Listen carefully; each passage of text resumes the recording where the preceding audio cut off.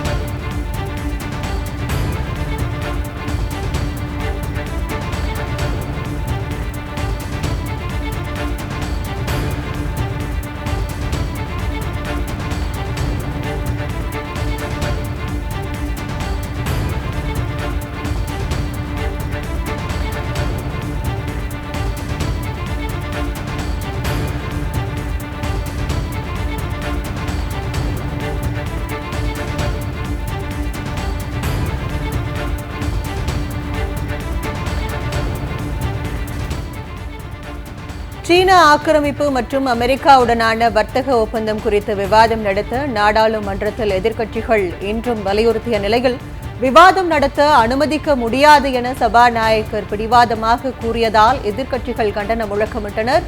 மக்களவை தற்போது பிற்பகல் 2 மணி வரை ஒத்திவைக்கப்பட்டுள்ளது. இதுகுறித்த விரிவான விவரங்களை டெல்லி சிறப்பு செய்தியாளர் பால்முருகன் வழங்க கேட்கலாம். வணக்கம் பால்முருகன், விரிவான விவரங்கள். நாடாளுமன்றம் 4வது நாளாக இன்றும் முடங்கி இருக்கிறது. இன்று காலையிலேயே எதிர்க்கட்சிகள் ஒட்டுமொத்தமாக எழுந்து எதிர்க்கட்சிகள் தொடர்ந்து பேச அனுமதி மறுப்பது தொடர்பாக பிரச்சனை எழுப்பினார்கள். ஆனால் இன்றும் எதிர்க்கட்சிகளுடைய குரல் எழுப்ப முடியாத ஒரு நிலைதான் மக்களவையில் ஏற்பட்டது. முதலில் 12 மணி வரை சபாநாயகரே ஒரு சில நிமிடங்களில் அவையை ஒத்திவைத்தார். பிறகு 12 மணிக்கு அவை தொடங்கிய போதும் அதே பிரச்சனையை எதிர்க்கட்சிகள் எழுப்பினார்கள். இதன் காரணமாக தற்போது மக்களவை 2 மணி வரை ஒத்திவைக்கப்பட்டிருக்கிறது. குடியரசுத் தலைவர் உரை மீதான அந்த விவாதம் கிட்டத்தட்ட முடித்து வைக்கப்பட்டிருப்பதாக அறிவிக்கப்பட்டிருக்கிறது. இன்றைய தினம் மாநிலங்களவையிலும் இந்த பிரச்சனையை எதிர்க்கட்சிகள் எழுப்பினார்கள். அங்கும் அது குறித்து பேச அனுமதிக்கப்படவில்லை. குறிப்பாக மக்களவையில் ஜனநாயக நடைமுறைப்படி அவை நடைபெறவில்லை என்ற பிரச்சனை மாநிலங்களவையிலும் எழுப்பப்பட்டது. நீண்ட நேரம் இதன் மீது விவாதம் நடத்த வேண்டும் என்று எதிர்க்கட்சிகள் அங்கு வலியுறுத்தினார்கள். ஆனால் மாநிலங்களவையிலும் அது ஏற்கப்படவில்லை. மக்களவை மீண்டும் 12 மணிக்கு தொடங்கிய போதும் இந்த பிரச்சனையை எழுப்பிய போதும் அனுமதிக்கப்படாததன் காரணமாக தற்போது மக்களவை 2 மணி வரை மீண்டும் ஒத்திவைக்கப்பட்டிருக்கிறது. கற்பகம், விரிவான விவரங்களுக்கு நன்றி பால்முருகன்.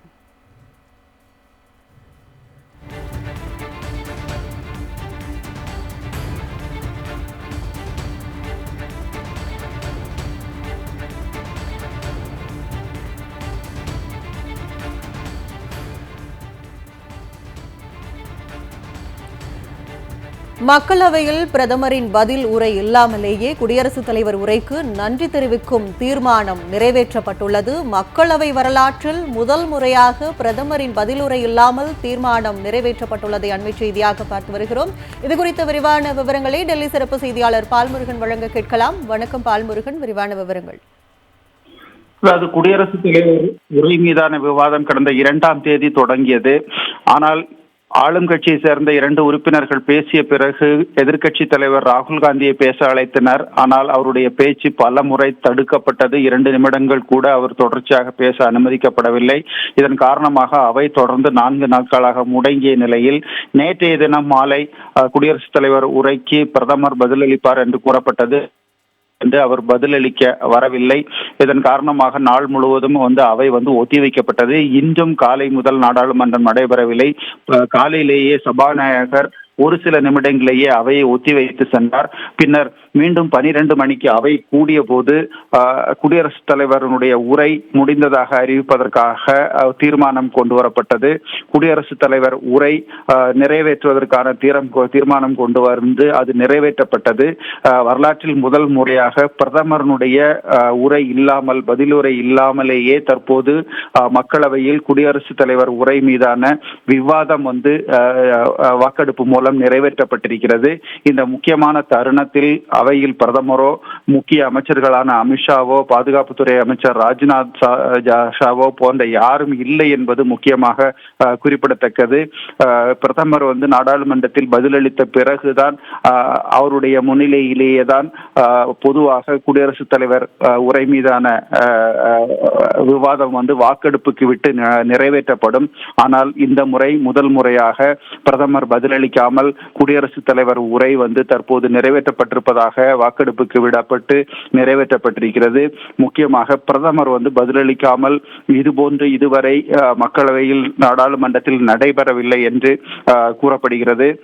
நேற்றைய தினம் ஏன் பிரதமர் பேசவில்லை என்பதற்கு எந்த விளக்கமும் அரசு தரப்பிலிருந்து வழங்கவில்லை. இந்த மாநிலங்களவையிலும் இந்த பிரச்சனையை எதிர்க்கட்சிகள் எழுப்பினார்கள். குறிப்பாக மக்களவையில் ஜனநாயக முறைப்படி நடைபெறவில்லை.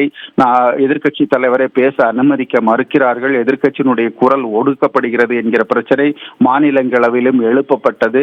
ஆனால் தொடர்ந்து இந்த விவகாரத்தை மாநிலங்களவையிலும் விவாதிக்க மறுப்பு தெரிவிக்கப்பட்டது. நாடாளுமன்றம் என்பது 2 அவைகளையும் உள்ளடக்கிய ஒரு அவை. 2 அவைகளும் நாடாளுமன்றத்தில் ஜனநாயகத்துடன் நடைபெற வேண்டும் என்கிற வாதங்கள் மாநிலங்களவையில் எதிர்க்கட்சிகள் எடுத்துரைக்கின்றனர். அதன் பிறகுதான் 12 மணிக்கு மக்களவை கூடிய போது திடீரென்று எந்த பதிலுரையும் இல்லாமல், பிரதமர் உரை இல்லாமலேயே தற்போது குடியரசுத் தலைவர் உரை நிறைவேற்றப்பட்டிருப்பதாக அறிவிக்கப்பட்டிருக்கிறது. கற்பகம், மக்களவையில் பிரதமரின் பதிலுரை இல்லாமலேயே குடியரசுத் தலைவர் உரைக்கு நன்றி தெரிவிக்கும் தீர்மானம் நிறைவேற்றம் குறித்து விவரங்களுக்கு நன்றி பால்முருகன்.